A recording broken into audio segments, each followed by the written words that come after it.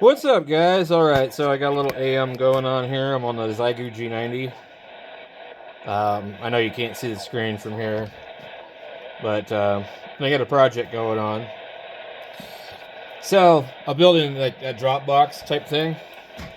And so, what I found out is that these USA made Levington receptacles are 77 cents at Home Depot. That is absolutely awesome. These are made by Steel City. They're made in the USA.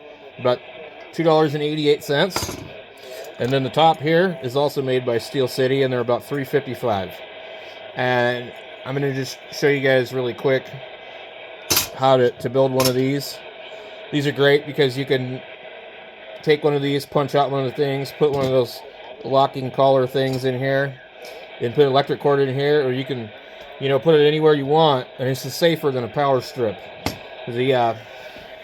Some guys, particularly the guy on QRZ, had his whole ham shack burn up because he had a plastic power strip and it caught on fire. I try not to use plastic. Let me try something here while we're listening to these guys. We know they're on AM, but yeah, we can hear them better on sideband, and it gets rid of the noise from the other stuff.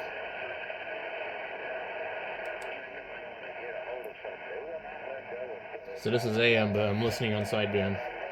I don't know if any of you guys know that you can do that, though, because AM is basically just double sideband with a carrier.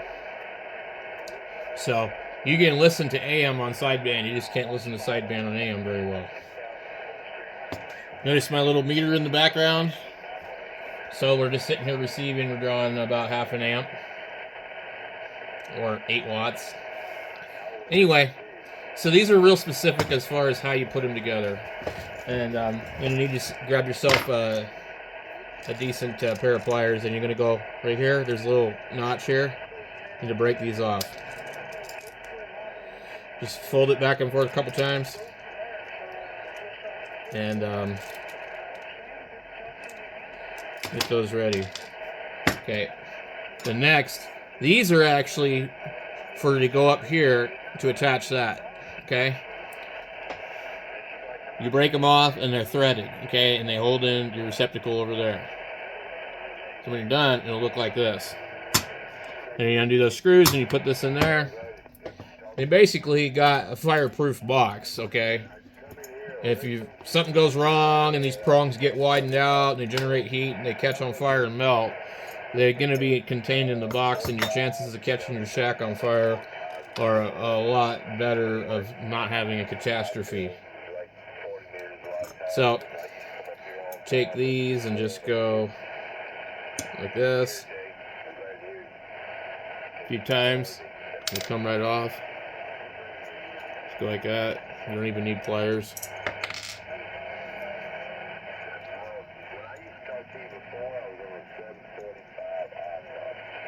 Good.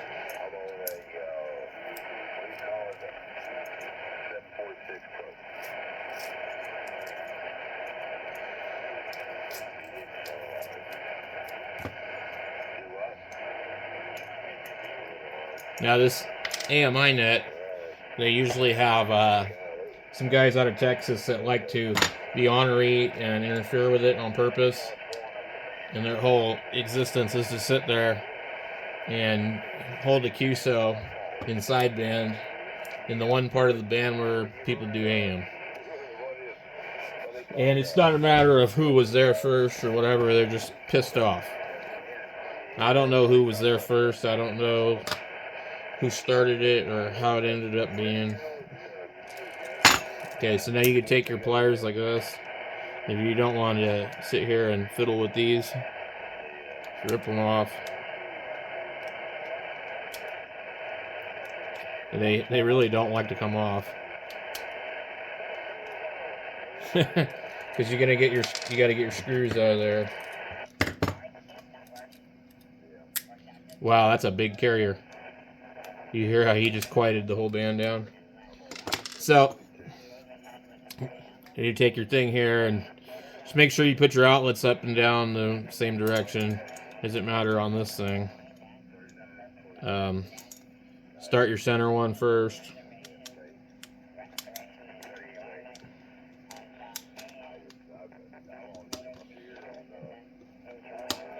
This thing doesn't want to go in there.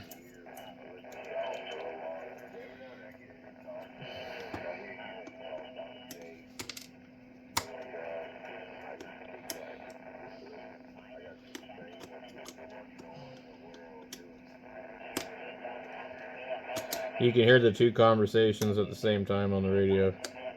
You got AM. This thing is being goofy. I've had an issue with these before, where they just like don't want to snug up correctly. I'm using a snap-on screwdriver. It doesn't like it either. Also made in the USA. Warning, do not use as a... Or no, it says warning, not a pry bar, chisel, or punch. And if you try and bring it to the tool truck guy and there's marks on the end of it like that, he'll probably laugh at you.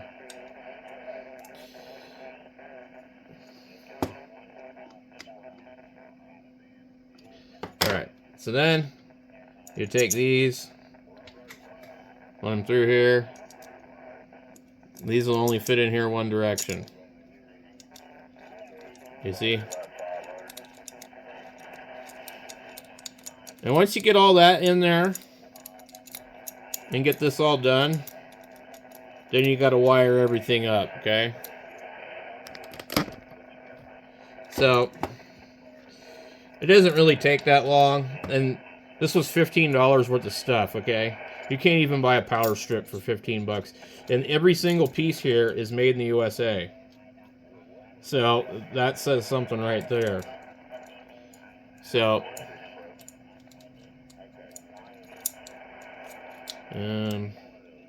just make sure that you got them threaded correctly. Sometimes they have a little bit of something in the thread, so just be careful. If you have a real problem with it, you can always chase it with a tap, I guess. I don't know what these are, 1032 maybe? I should know.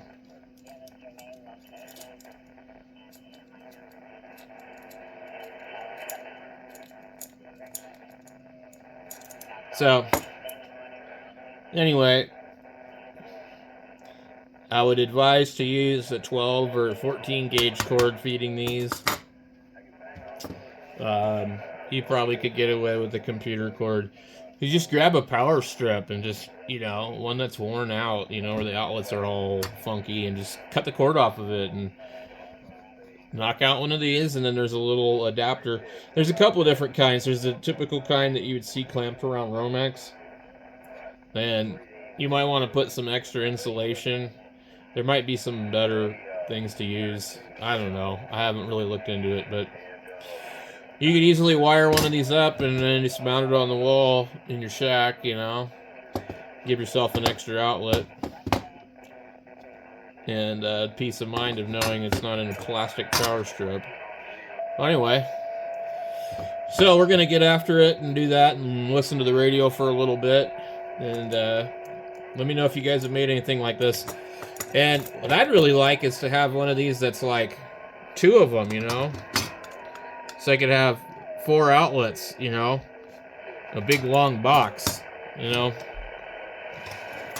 And I suppose if you wanted to, you could, you know, connect these together, and if you really wanted to, you know, I mean, like I could get my welder out and weld these. Although I don't really recommend welding galvanized treated steel, and I don't know if this is galvanized or not. But it gives off a really nice toxic gas. So, anyway, we're gonna kick back and listen to this and jump around on the radio for a little bit and get some radio time in. Thanks for watching.